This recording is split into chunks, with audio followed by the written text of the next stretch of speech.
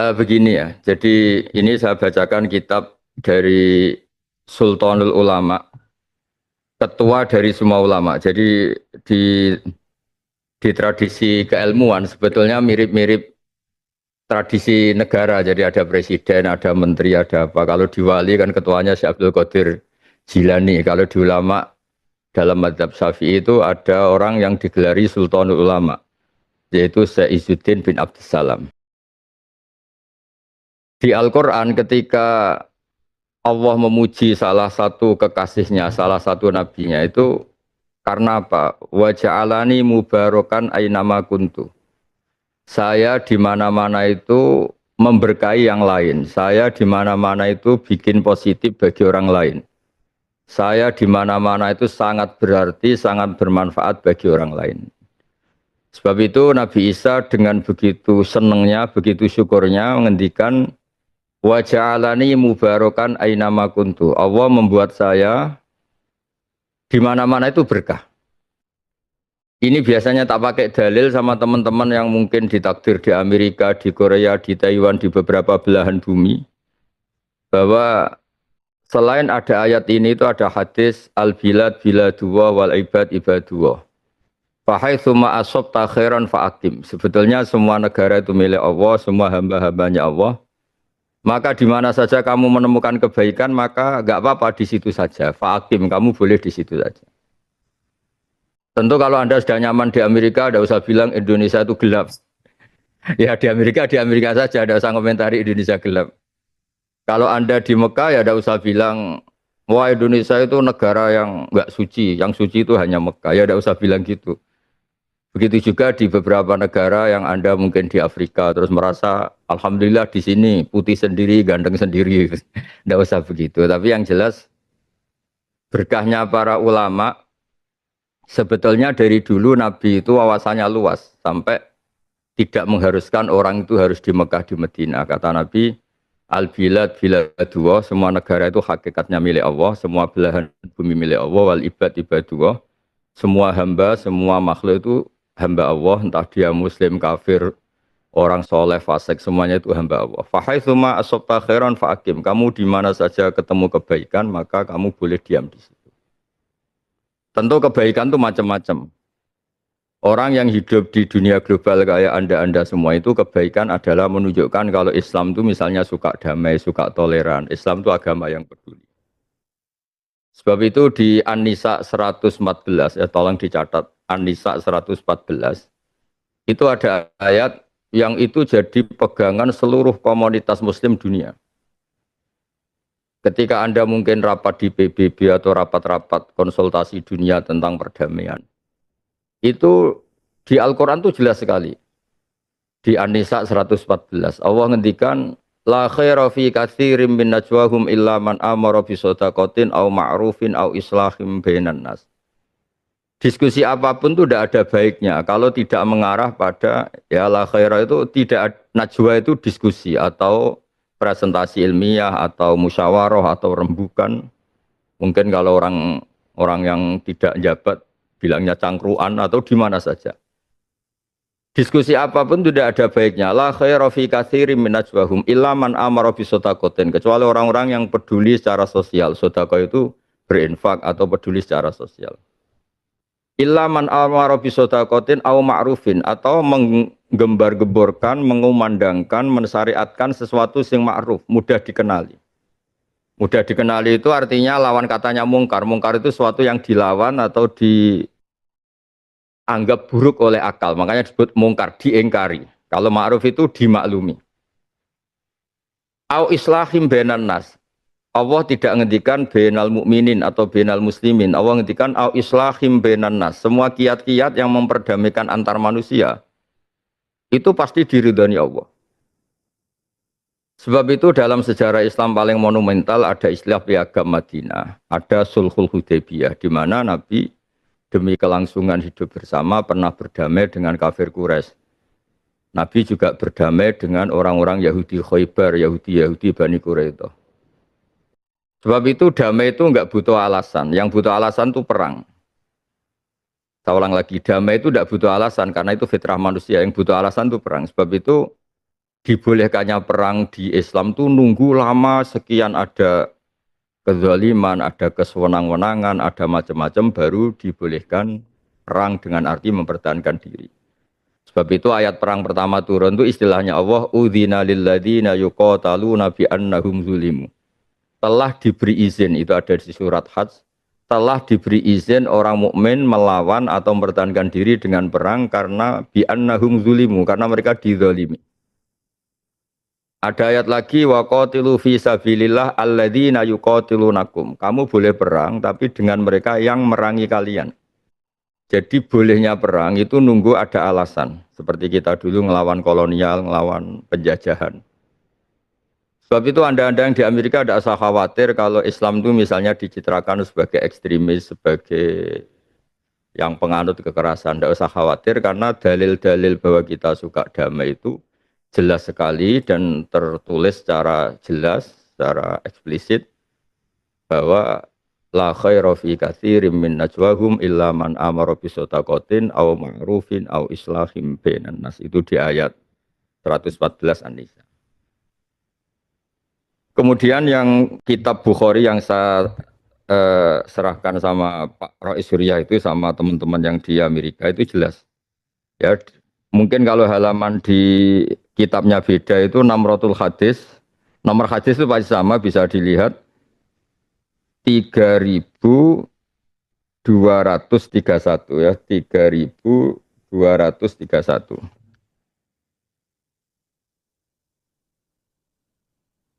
Itu di situ dijelaskan bahwa Nabi itu pernah begitu mengalami hal yang buruk ya, saya baca Arabnya biar dapat berkah dari hadis sahih. Kenapa saya pakai hadis-hadis sahih? Karena nyuwun sewu teman-teman NU ini orang-orang Suriah juga harus belajar lagi.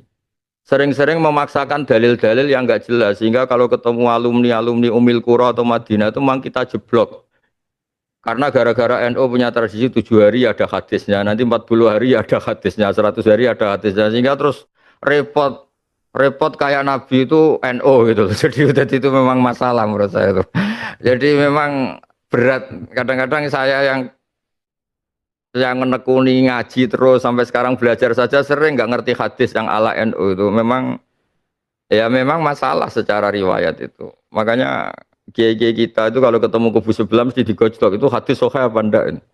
Cuma selama ini alhamdulillah yang tanya ya enggak paham, yang ditanya ya enggak paham. Jadi akhirnya sama-sama diam. Dan beberapa tradisi NU di daerah-daerah yang kebetulan komunitasnya beda itu terus akhirnya dirubah. Kirim doa bersama atau apalah yang karena tradisi kita itu dituduh mirip Buddha, mirip Hindu, macam-macam.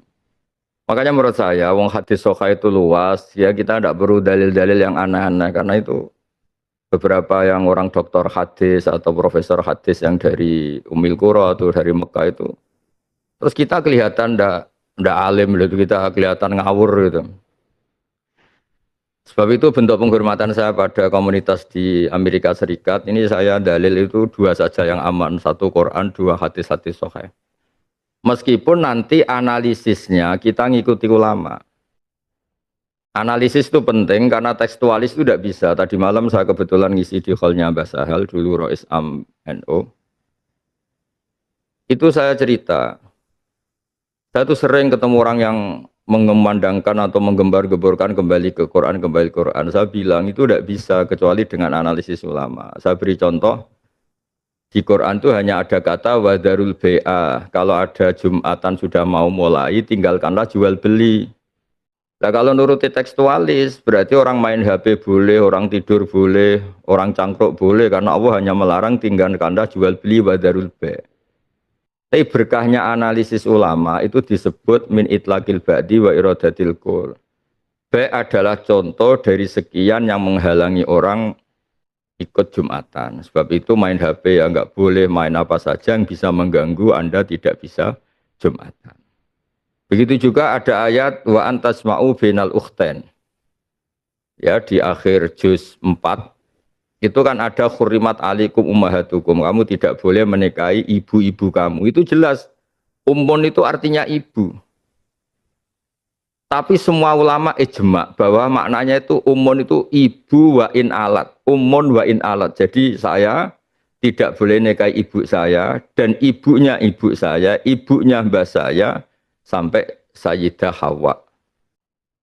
Begitu juga di Quran hanya ada kata misalnya wabanatukum tidak boleh nikahi anak putri, bintun itu anak putri. Tapi semua ulama sepakat dari kelompok manapun bahwa bintun itu maknanya wa insafulat, anak saya putri dan anaknya anak saya, anaknya anak saya. Yang terakhir jumlah yang diharamkan adalah wa antasma'u bainal ukhtain. Berpoligami dengan misalnya nikahi Sri dan mbaknya atau nikahi Sri dan adiknya. Itu jelas di Quran hanya melarang sesuai teks atau dohirnya teks wa antasma'u bainal ukhtain, menikahi poligami dua bersaudara. Zaman Rasulullah SAW sugeng, itu Nabi sudah menambahkan wala bainal mar'ati wa kholatiha, wala bainal mar'ati wa ammatiha, juga tidak boleh nikahi Sri plus nikahi buliknya atau nikahi budenya. Kemudian di era ulama supaya orang itu nggak salah paham, diberilah satu kaidah yang lebih komplit dalam pemahaman masyarakat, yaitu disebutkan tidak boleh berpoligami dengan dua perempuan yang keduanya ada hubungan mahram. Jadi misalnya Sri kamu nikahi nggak boleh bersamaan dengan itu nikahi saudara putrinya, saudarinya, atau buliknya, atau mbahnya, atau sama siapapun yang punya hubungan mahram. Sebab itu kata wa antasma'u bainal ukhtain, tidak boleh mengumpulkan dua bersaudara dalam satu nikahan adalah ibaratun anil mar'ataini bainahuma mahramiyatun. Hubungan dua perempuan yang ada mahram itu tidak boleh tahta rajulin wahid, punya suami satu, fi nikahin wahid, yaitu poligami. Sebab itu menurut saya teman-teman yang di Amerika atau dimanapun yang Suriah ini harus mulai terus menggalakkan belajar hadis-hadis sahih yang pemaknanya itu ikut ulama. Nanti insya Allah tetap lengkap, tetap tidak usah khawatir lah. Misalnya istighosah di tradisi NU atau tahlil. Kata bapak saya itu kalau ada orang ngeritik tahlil itu kan ngeritiknya karena kita ini 7 hari 40 hari. Bagaimana orang bisa mengkritik pelafalan atau perafalan atau mengumandangkan kalimat thayyibah. Ketika tahlil itu melibatkan kalimat thayyibah, sebetulnya kan ikut dalil umum saja bahwa kalimat thayyibah itu baik, dilafatkan kemana saja baik, di mana saja baik. Wong itu kalimat thayyibah, orang mau mati ya disunatkan baca kalimat thayyibah. Lalu gara-gara istilahnya 7 hari, 40 hari, kemudian kan terus dikritik kita. Mana hadisnya, wong Nabi ada ditahlili, sahabat juga ada yang tahlilan, kan terus kita kalah. Karena memang nggak pernah ada sahabat tahlilan gitu, karena sahabat tidak punya kartu NU gitu. Tapi kan repot. Tapi kalau cari dalil sahabat melafatkan kalimat thayyibah pasti gampang karena ya sahabat suka wiridan. Wong jelas di Quran uzkur wa dzikron katsira, kamu nyebut Allah dzikron katsira, nyebut yang sering, yang banyak. Tapi kelirunya kita ngistilahkan itu 7 hari 40 hari akhirnya lah kebetulan kiai-kiai kita nyari dalil yang 7 hari 40 hari. Nyari dalil-dalil, wah 7 hari itu roh sedang begini, kalau 40 hari sedang gini, 100 hari sedang gini. Itu kan otoritas maghibat, sesuatu yang kita tidak tahu, itu butuh hadis sahih. Nah itu kan terus senang kubu sebelah nyerang kita. Dianggap goblok lah, dianggap macam-macam. Sebetulnya kalau dianggap nggak apa-apa, kalau kebetulan kita ada goblok lah, yang repot itu dianggap kebetulan kita ya keliru betul, itu aja kan masalah kan, itu kan masalah besar gitu. Coba ikutkan saja kaidah umum misalnya uzkur wa dzikron katsira. Kenapa kalau wiridan NU la ilaha illallah kok 100? Ya kalau 100 kan pasti dzikron katsira, itu pasti banyak itu. Kenapa tidak 2 saja misalnya? Ya kalau 2 kayaknya diperdebatkan itu sudah banyak apa belum, kan lebih rasional. Yang disepakati banyak ya kita misalnya nyebut la ilaha illallah 10 kali, 100 kali. Pasti orang sepakat itu dzikron katsira. Nah, kenapa ada 2 kali saja? Itu diperdebatkan itu banyak apa belum kalau 2 itu. Daripada kita nyari dalil-dalil yang macam-macam tadi. Nah, meskipun saya di NU, entah saya sendiri nggak tahu saya ini kultural apa-apa yang jelas itu konstitusi saya itu bahwa orang alim itu harus menghentikan ilmu dan kitmanul ilmi itu haram, menyembunyikan ilmu itu haram. Terus kemudian saya beri contoh lagi di kitabnya Said Muhammad Abwabul Farad. Ya ini saya tidak cerita halaman-halamannya, yang pokok tadi 2 kitab saja. Nanti kalau cerita terus halaman-halamannya atau kitabnya yang di Amerika bingung loh, karena nanti Suriahnya belajar terus malah nggak jadi bisnis, malah jadi Rois Suriah betulan nanti. Begini, hadis-hadis tentang jumlah kalimat thayyibah yang banyak itu rata-rata dhaif. Kalau itu diharuskan dan dinisbatkan ke Nabi. Tapi kalau tidak dinisbatkan ke Nabi, tapi karena kreasinya ulama atas nama masyarib, masyarib itu rasa kangen sama Allah sehingga nyebut Allah sering. Itu kan menjadi kaidah umum secara psikologi. Man ahabba syai'an aktsara dzikrah. Orang yang suka sesuatu pasti sering menyebut itu. Karena kita mencintai Allah, maka kita sering nyebut Allah. Kita mencintai Rasulullah, maka sering nyebut Rasulullah. Tapi tetap saja kamu tidak usah bilang bahwa jumlah-jumlah besar itu dari Nabi. Resikonya begini misalnya ya. Misalnya Rois Suriah Amerika Serikat berfatwa, orang itu kalau la ilaha illallah 100 kali, maka pasti masuk surga, ditambahi 100 kali. Nanti repot, orang yang mau mati kebetulan baca la ilaha illallah 3 kali. Wah ini belum surga karena jumlahnya belum cukup, kuotanya belum cukup, kan hadisnya 100 kali, itu kan bahaya sekali itu. Makanya hadis yang sahih hanya mangqala la ilaha illallah dakhalal jannah, jumlahnya hanya sekali. Kamu tidak usah sok-sokan soleh terus hadisnya diganti 100 kali, 200 kali. Nanti repotnya kalau ada orang meninggal kebetulan baca baru 50 kali. Wah ini tidak ahli surga karena kuotanya tidak cukup, wong hadisnya 100. Nah jumlah-jumlah besar itu rata-rata masalah secara riwayat, secara disiplin ilmu hadis. Di semua teks Bukhari Muslim, di semua hadis-hadis hanya mangqala la ilaha illallah dakhalal jannah. Maka akhiru kalami la ilaha illallah dakhalal jannah, tidak menyebut jumlah. Lah nanti kalau kita wiridan dan kebetulan kiainya itu suka tahlilan, lamanya enggak ampun minta ampun. Kalau di kampung-kampung kan biasa tahlil dening Mbah Abdullah atau tahlil dening Abdul Salam, mesti orang anak-anak muda ngerti. Waduh suwi itu mesti lama itu. Tapi lamanya ini kita carikan dalil, yaitu tadi man ahabba syai'an aktsaru dzikrah. Orang yang suka sesuatu pasti sering nyebut. Misalnya Anda hidup di Amerika, mungkin ibu-ibu mencintai satu hal tertentu yang baru terkenal. Pasti ya sering nyebut itu. Anak-anak muda baru suka apa, sering nyebut itu. Misalnya dulu saya kan ngertinya ya anak muda-mudi. Sekarang orang bilang Gen Z, semuanya pasti pakai bahasa Gen Z. Nah karena kita mencintai Allah, man ahabba syai'an mesti aktsara dzikra, orang yang suka sesuatu pasti sering nyebut. Dan kita alhamdulillah digelari Allah walladzina amanu asyaddu hubban lillah. Orang-orang iman itu adalah orang yang sangat mencintai Allah. Ya kemudian yang di Bukhari ini juga sekaligus kenangan saya. Ketika Nabi dapat perlakuan sangat buruk dari komunitas Abdi Yalil. Abdi Yalil itu sekarang ikut Taif. Taif itu sekitar 4 jam dari Mekah, yang di situ ada makamnya Abdullah bin Abbas yang dapat gelar tarjumanil Quran itu.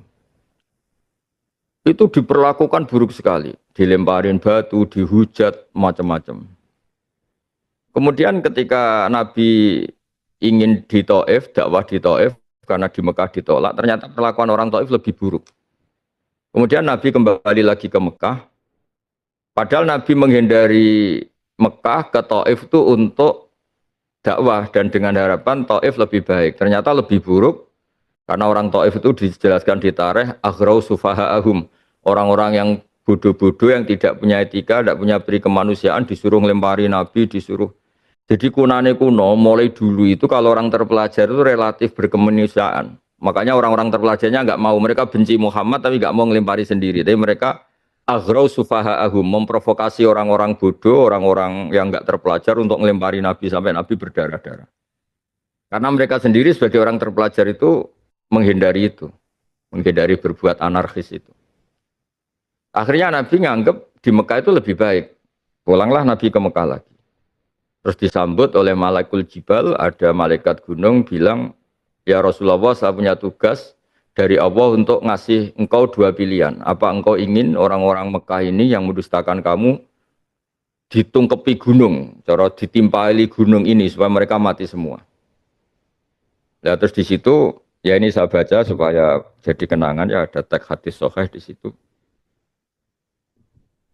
Sumakola ya Muhammad fakola dzalika fi masyi'ta. Tapi itu terserah kamu. In syi'ta an utbika alaihim al-akhsyabain. Kalau kamu ingin mereka akan satu tumpas dengan dua gunung besar ini. Faqala Nabiyyu sallallahu alaihi wasallam bal arju ayyufrijawahu min aslabihim ma ya'budu wa wahda. La yusyriku bihi syai'an. Tapi saya berharap mereka masih kafir sekalipun, tapi saya berharap anak-anaknya nanti menjadi Islam. Makanya agama ini bagi limangka nayarjuwa hawal yaumal akhir. Agama ini untuk selalu orang yang punya harapan. Dan itu terbukti Abu Jahal itu punya anak yang sangat alim. Namanya Ikrimah bin Abi Jahal. Walid bin Mughirah itu musuh besarnya Nabi. Tapi punya anak namanya Khalid bin Walid. Menjadi panglima besar Islam. Abu Lahab punya putri namanya Darrah. Itu termasuk tokoh penting dalam Islam. Jadi agama ini agama harapan, limangka nayarjuwoha, bagi orang yang selalu berharap. Saya yang nekuni dunia kiai sering ada wali santri itu nangis. Tak tanya kenapa engkau nangis. Katanya Gus, pas acara khataman Quran, saya ini baca Quran nggak bisa, tapi anak saya bisa hafal Quran. Di Indonesia itu banyak orang awam yang baca Arab saja tidak bisa, tapi anaknya bisa ngaji kitab. Artinya apa? Jangan karena orang tuanya bodoh terus kita berhenti berharap. Bisa saja anaknya bodoh, nanti cucunya bodoh, cucunya. Pokoknya kita tidak boleh berhenti berharap. Kita tahu kan di Indonesia itu Islam masuk itu ada tanggalnya, ada tahunnya. Misalnya tahun paling lama di Indonesia itu katanya dimulai Yusuf Baros, karena itu katanya muridnya Sidina Ali. Itu tahun terlama penanggalan Indonesia. Setelah itu Aceh. Di Jawa yang terkenal ya dimulai dari mbahnya Wali Songo. Karena Wali Songo itu kita tahu ketuanya Sunan Ampel, punya abah namanya Ibrahim Asmorokondi, terus punya abah namanya Mbah Jumadil Kubro. Jadi kalau orang-orang Jawa, Islam itu kelihatan di Jawa itu ya dimulai dari mbahnya Sunan Ampel, itu Mbah Jumadil Kubro yang secara terkenal makamnya katanya di Mojokerto.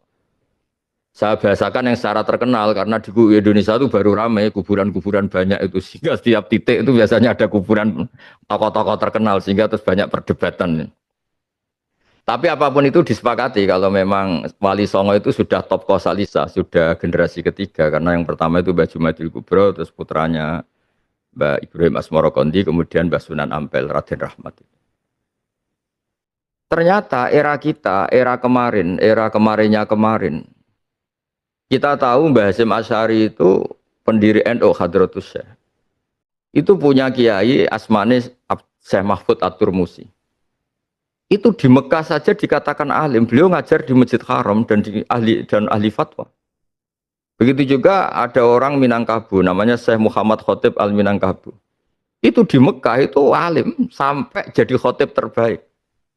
Jadi cerita yang terkenal ini, apalagi di Amerika harusnya saingannya lebih ringan itu karena saingan ngajinya di sana itu enggak berat-berat. Ini di Mekah.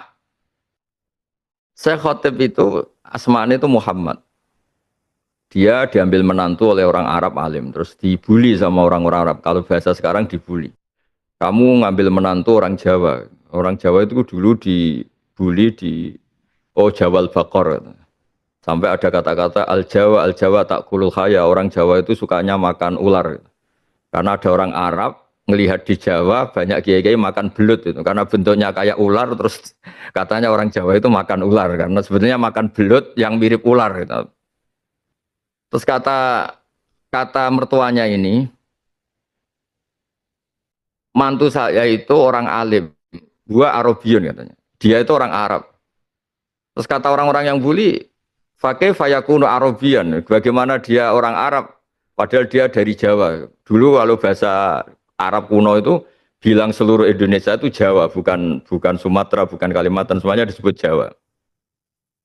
Baru era modern saja karena orang Banten tuh komplain, Syekh Nawawi Al-Jawi, terus orang-orang Banten karena terus ditambahi Al-Bantani gitu. Sebetulnya dulu enggak, dulu semuanya Al-Jawi ini.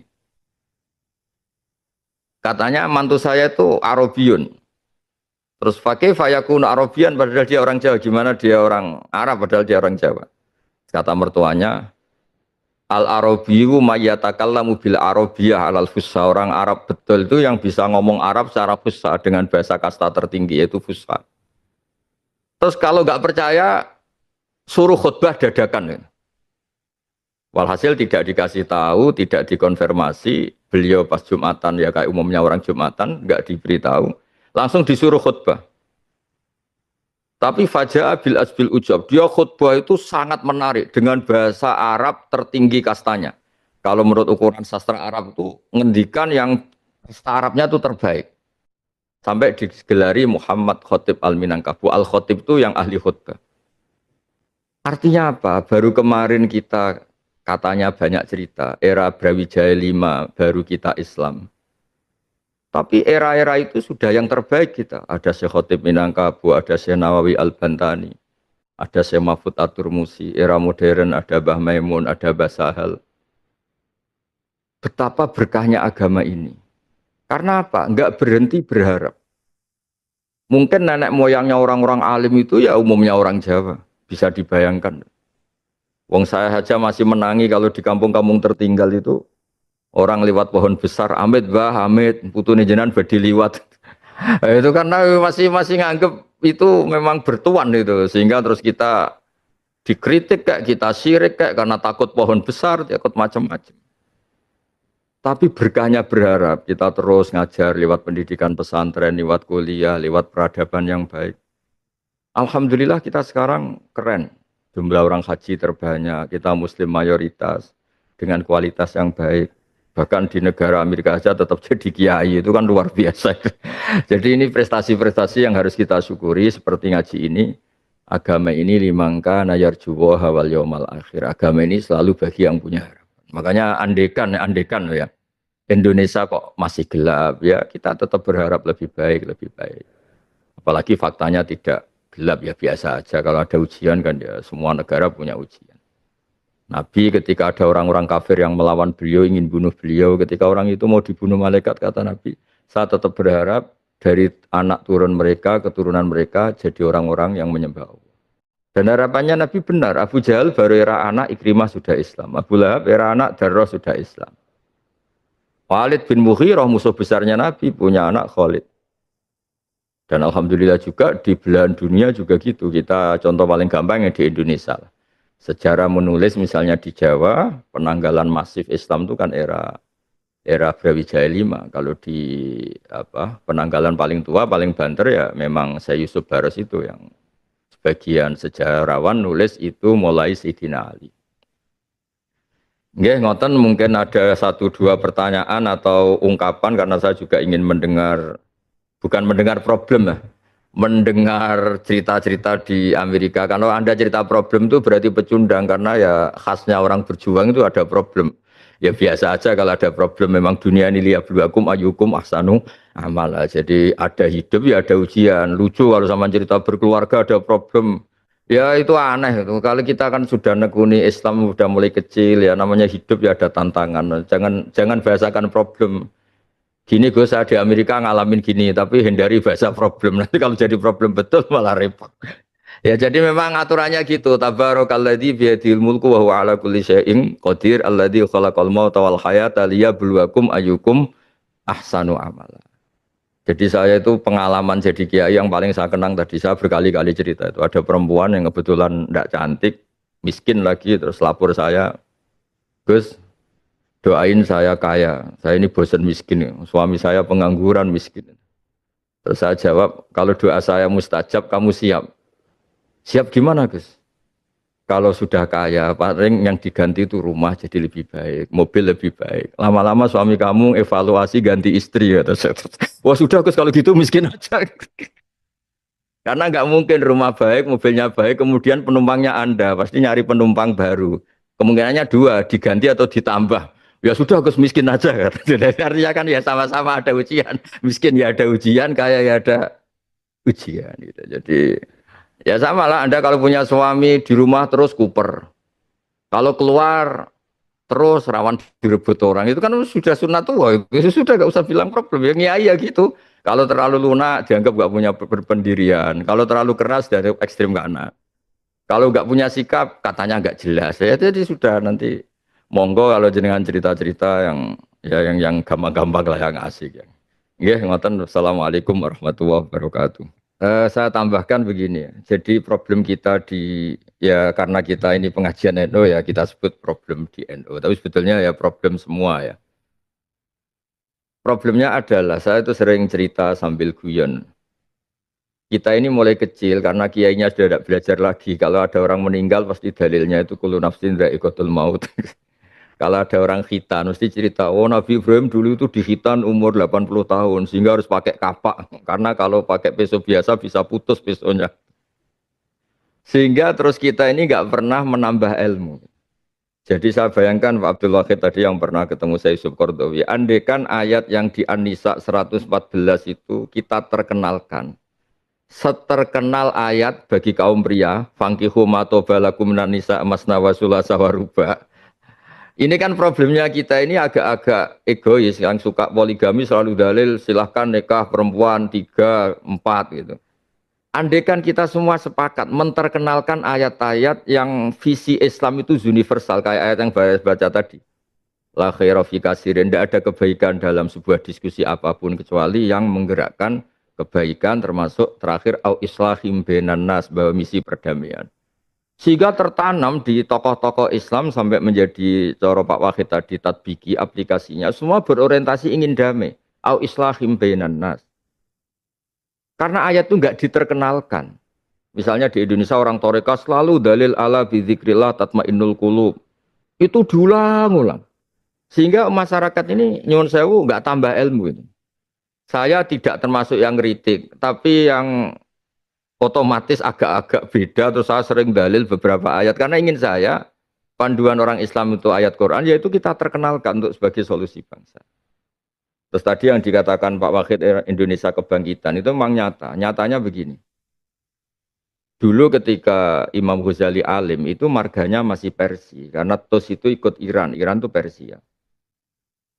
Irak itu dulu ya dianggap ajam. Ajam itu non Arab. Melahirkan Baghdad. Ulama-ulama terkenal dari Baghdad.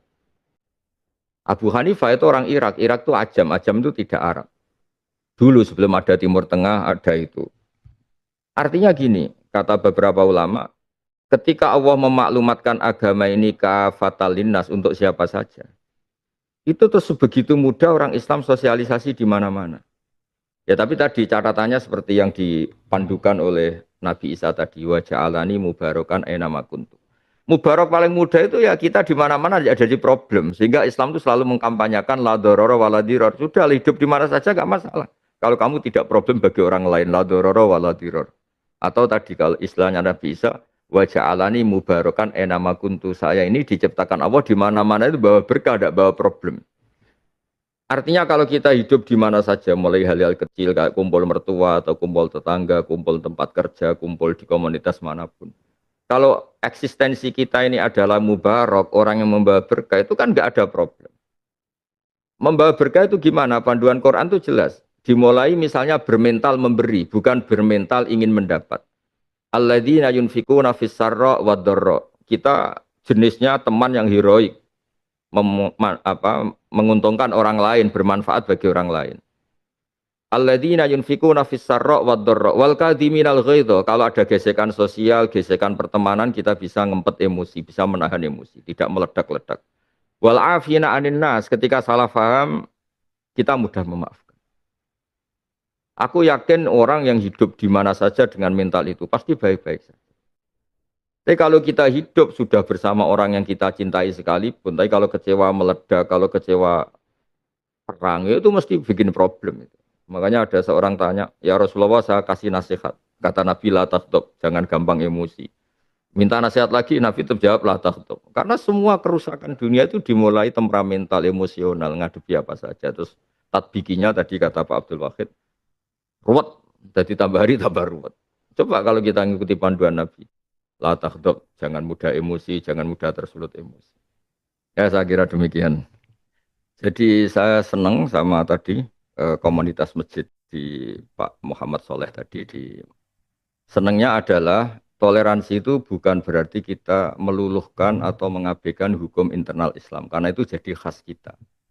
Justru kita menunjukkan khas kita dari awal itu menunjukkan ini adalah batas, ya kata Allah itu yang lewat Rasulullah itu disebut wahadda hududan fala ta'tadu. Justru khasnya Islam itu adalah bikin batas atau kita berkarakter.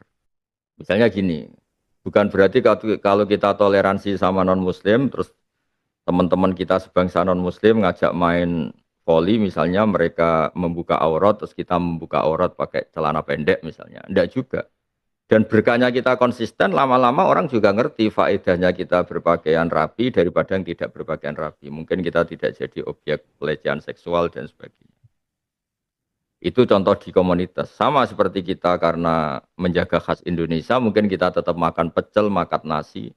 Meskipun kita nerima tamu dari Eropa, tapi jangan berarti toleransi atau menjaga kemasmukan kita maksakan makan pizza terus kemudian kita mungkin mencret atau apa. Tetap kita jaga khas masing-masing. Nah, menyangkut hukum fikih, menurut saya itu benar yang dilakukan komunitas masjidnya Pak Soleh tadi. Begini, yang boleh memang kalau itu pun masih diperdebatkan, boleh nggak orang Islam lelaki menikahi perempuan ahli kitab? Yang bilang boleh itu syaratnya juga banyak, ahli kitab yang begini-begini. Kemudian kalau sebaliknya memang nggak ada pendapat yang membolehkan, yang sebaliknya perempuannya muslimah, lelakinya non. Tapi begini Pak Soleh, kalau yang jenengan ceritakan itu benar-benar jadi keputusan masjid itu saya apresiasi, itu bagus sekali.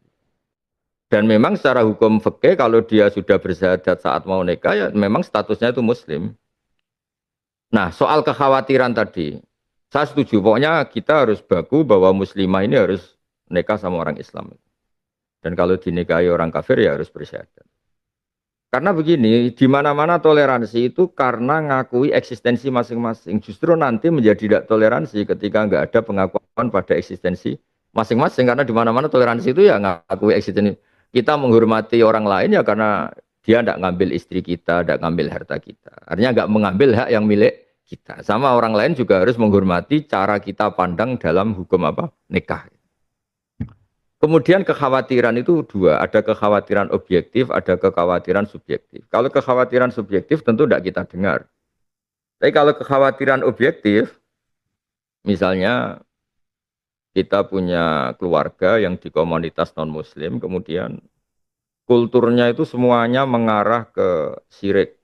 Bukan kultur-kultur yang biasa, tapi memang mengarah ke syirik. Itu mungkin kita harus khawatir. Tapi kalau kultur bawaan modern, kultur bawaan zaman, ya kita tinggal nyeleksi itu jenis maksiat apa enggak.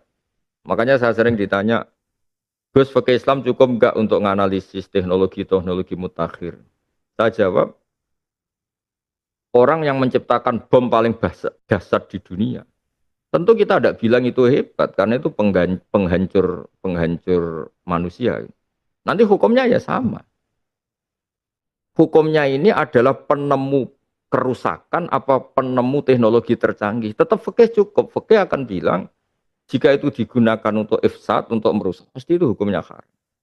Ya sama misalnya, gimana hukumnya bikin teknologi orang naik ke bulan? Itu teknologi mutakhir. Tapi kalau pertanyaannya dibalik, kita sebagai bangsa bisa mengirimkan astronot ke bulan. Tapi bersamaan dengan itu separuh rakyat kita kelaparan karena anggarannya dipakai ke bulan. Pasti orang sepakat kita salah. Jadi fikih akan cukup untuk menganalisis itu semua. Dan saya berharap perasaan orang di seluruh dunia itu berperasaan fikih sehingga teknologi mutakhir yang membahayakan manusia itu enggak diapresiasi sebagai teknologi yang hebat, tapi itu kesalahan manusia sehingga kita aman dari teknologi-teknologi penghancur gitu. Makanya rumusnya Quran itu gampang. Orang jelek itu apa? Wa idza tawalla sa'a fil ardi yufsida fiha wa yulikal hartha wan nasl. Keburukan itu apa? Aktivitas yang merusak. Merusak apa? Wa yuhlikal hartha wan nasl. Merusak haras itu tanaman karena orang itu butuh kehidupan ya lewat makanan-makanan. Wan nasla populasi. Berarti semua bentuk teknologi atau peradaban atau apapun yang merusak itu ya enggak baik. Haram dalam bahasa fikih. Sehingga kebutuhan kita itu pada fikih itu mendesak keputusan ini halal apa haram karena peradaban yang induk hukum itu teknologi kita hukumi baik apa enggak, kita apresiasi apa enggak yang merujuk itu. Makanya Kalau kita yang nekuni fikih bilang Islam itu apa? Islam adalah ma'rifatul halal wal haram. Islam itu dimulai dari ngerti halal. Coba kita punya istri tenang. Misalnya kita punya istri cantik. Ketemu sama lelaki ganteng yang kita tahu pasti tidak akan zina. Bo ada diskusi bersama di masjid atau diskusi di kampus. Kita merasa aman apa? Karena di komunitas yang meyakini haramnya selingkuh. Coba kalau kita di komunitas yang nganggep tuh selingkuh itu biasa, zina biasa, kan ya kita merasa ada aman. Gitu. Jadi merasa aman, itu ya kepastian orang ini melakukan fikih apa enggak. Ya kira-kira gitulah. Termasuk di fikih adalah kita baku menyelamatkan muslimah supaya tidak tahtaya dikafirin. Tapi bukan dalam rangka curiga pada agama lain, bukan. Di mana-mana itu mesti ada aturan yang berkahnya aturan itu justru menciptakan dunia yang baik-baik saja. Kalau tanpa aturan malah menjadi kacau karena tadi kita sampai menjaga kemasmukan justru karena semuanya jaga keekhasan masing-masing. Ya saya kira gitu Pak Soleh itu. Jadi ini saya pikir cukup karena yang jenengan lakukan itu sudah benar. Gitu. Baik, Ya terima jadi kasih. ya gitu kira-kira. Gitu. Nggih, nggih. Tadi yang sudah terjawab ya Pak Saleh, nggih? Ya. Ya. Baik, kita lanjutkan kepada penanya berikutnya, Bapak Fakhri Maulani. Monggo. Assalamualaikum warahmatullahi wabarakatuh. Salam warahmatullahi. Selamat pagi Gus, saya Fahri Mujahid Maulani dari Karawang. Izin bertanya Gus, hukum jual beli emas online itu bagaimana ya Gus ya? Terima kasih. Sekian, wassalamualaikum warahmatullahi wabarakatuh. Salam warahmatullahi wabarakatuh. Jadi begini Mas Fakhri Maulana. Maulaya atau Maulana?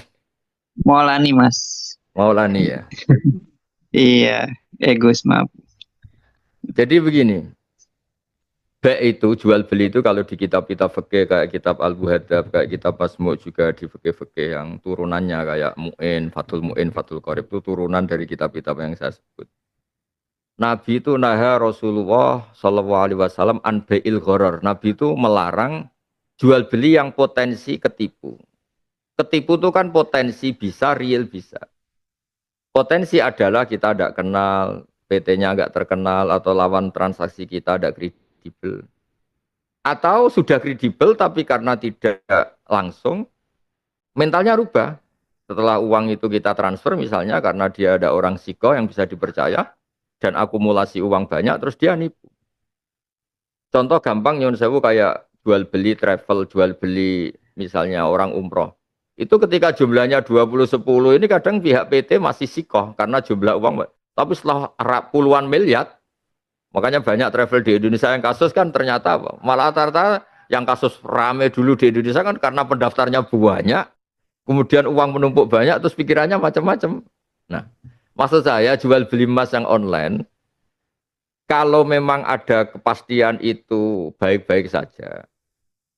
Dengan transaksi yang baik, kepastian jual beli baik ya nggak apa-apa. Tapi kalau misalnya kita halalkan secara masif, takutnya ada orang yang nyuwun sewu gak ahli teknologi, dia agak ngerti ini asli apa ndak, ini bener apa ndak. Kemudian mau ikut-ikut rame terus korban penipuan teknologi itu kan ya terus jadi repot. Makanya agama di bab-bab seperti ini mesti jawabnya itu ngeper itu tafsir. Jika itu terbukti baik dan baik-baik saja dengan korina yang baik ya kita halalkan. Tapi jika ada masalah dan ada indikasi masalah ya maka diharamkan. Karena hubungan jual beli kata Allah itu yang lewat nabinya naha Rasulullah an bai'il gharar. Kalau di Qurannya istilahnya la taqulu amwalakum bainakum bil batili wa tudlu biha ilal hukam li taqulu fariqam min amwalin nas. Mulai dulu itu ada yang namanya legal formal. Kalau legal formal negara sudah sah, kesannya sah. Padahal justru dilegalkan sah ini terus kemudian pemain-pemain yang berdua ini pura-pura soleh. Padahal dia jenisnya nggak soleh. Dan mulai dulu itu ada trik justru legal formal itu malah masalah dulu ini cerita dulu. Sekarang pun banyak travel yang sebetulnya dapat izin dari Kementerian Agama semuanya resmi. Justru resmi dipakai dalil untuk menarik konsumen atau calon. Ternyata setelah berdalil resmi, dia mentalnya tidak baik. Jadi legalnya legal, mentalnya tidak baik. Nah, jual beli emas, terus kita beli online apa? Sebetulnya kisarannya masih itu, kisarannya Gharar apa enggak gitu. Jadi potensi nipu pokoknya jelas teksnya hadis nah Rasulullah sallallahu alaihi wasallam anbeil gharar dari jual beli yang menipu bisa faktual, bisa potensial. Maka kita tidak bisa membuat hukum secara pasti. Ini halal, ternyata ada oknum yang masalah. Kita bilang haram, nyatanya ada yang baik menjadikan menggeliatnya ekonomi. Ya saya kira demikian Mas Fakhri Maulani.